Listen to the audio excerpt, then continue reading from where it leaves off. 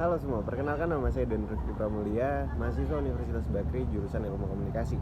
Banyak orang mendefinisikan prokem sebagai bahasa gaul, bahasa slang, atau bahkan bahasa sandi yang digunakan oleh kalangan tertentu di suatu wilayah, utamanya kalangan kita nih, kalangan remaja. Tapi pada perkembangannya, penggunaan bahasa ini tidak hanya terbatas pada kalangan atau daerah tertentu saja loh.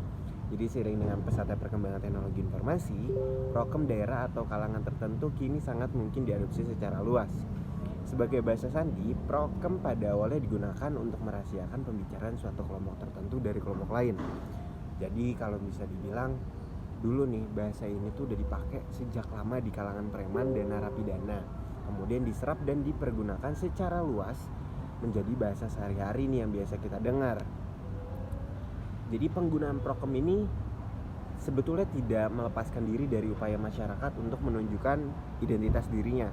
Bahkan ada kalanya pengetahuan terhadap prokem ini bisa jadi modal loh budaya agar seseorang dapat diterima di lingkungan pergaulan tertentu. Jadi kalau misalnya kamu mau masuk ke sebuah perkumpulan atau suatu kalangan gitu, kalau kamu paham prokem ini tuh ya kamu bisa diterima lebih mudah gitu. Nah, contoh salah satunya dalam pergaulan masyarakat di Jawa Barat. Jadi orang Sunda itu juga punya banyak prokem yang sering mereka pakai dalam pergaulan sehari-hari, utamanya dalam pergaulan generasi muda. Jadi kalau misalnya kamu pernah dengar nih, misalnya kayak H2C, kalau misalnya di bahasa Indonesia itu artinya harap-harap cemas, kalau di bahasa Sunda itu artinya hayu-hayu cicing. Jadi hayu itu artinya ayo, sedangkan cicing itu artinya diam. Jadi prokem ini sebetulnya sindiran sih kepada orang yang mengajak untuk berbuat sesuatu tapi diam aja gitu, nggak gerak-gerak. Jadi misal cowok kamu ngajak nikah, tapi kenyataannya tidak ada tindakan real untuk mewujudkan pernikahan tersebut. Bisa dibilang kalau misalnya cowok kamu itu H2C. Nah contohnya gini, kalau misalnya si Ujang ngajak si Asep main bola, misalnya gini, Jang mengbal yuk. Mana mah H2C, Tita tadi ngajakin main tapi nyalakan HP wae. Nah artinya Jang main bola yuk. Lu mah H2C, dari tadi ngajakin main tapi megang HP terus. Nah yang kedua itu ada ATK. Kalau misalnya kita biasa tahu ATK itu alat tulis kantor, kalau di bahasa Sunda tuh artinya asa tekudu. Nah jadi asa tekudu itu artinya kayaknya nggak perlu deh. Jadi prokem ini tuh biasanya digunakan untuk menyebut orang-orang yang berlebihan dalam bertutur atau bersikap sehingga terkesan lebay dan norak.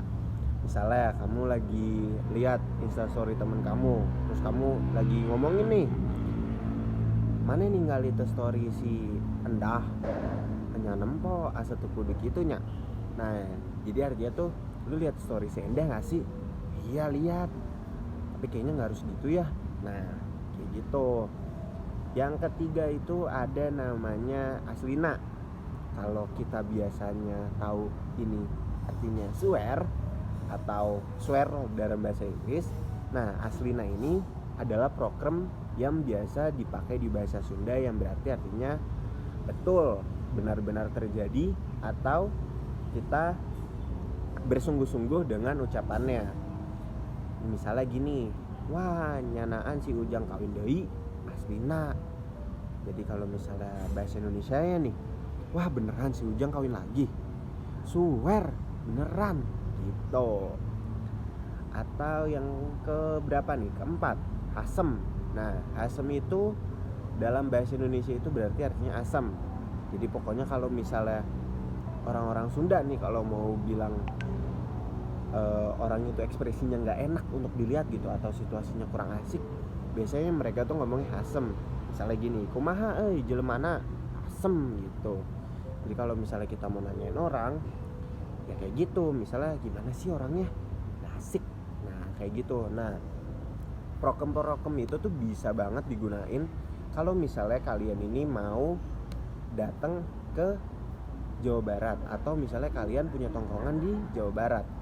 Jadi kalau misalnya kalian pengen diterima atau misalnya kalian pengen asik gitu di suatu tongkrongan, kalian bisa banget nih pakai prokem itu biar nggak terkesan kamseupai atau kampungan atau udik. Nah sekian pembahasan mengenai prokem dari saya. Kurang lebihnya mohon maaf. Terima kasih.